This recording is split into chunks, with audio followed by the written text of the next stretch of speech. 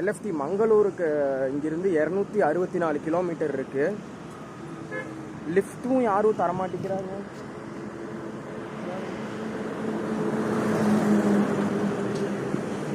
யாரும் கொடுக்க மாட்டேங்கிறாங்க. இந்த ஹைவேல யாரும் நிப்பாட்டவும் மாட்டேங்கிறாங்க.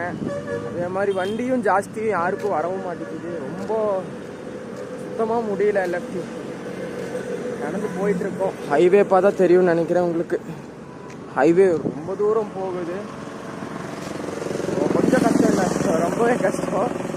போய் எத்துறதுக்குள்ளேயும் எனக்கு தெரிஞ்ச ஒரு 4 மாதம் ஆயிடலாம், 4-5 மாதம் ஆயிடலாம். ஏன்னா 267 கிலோமீட்ரு.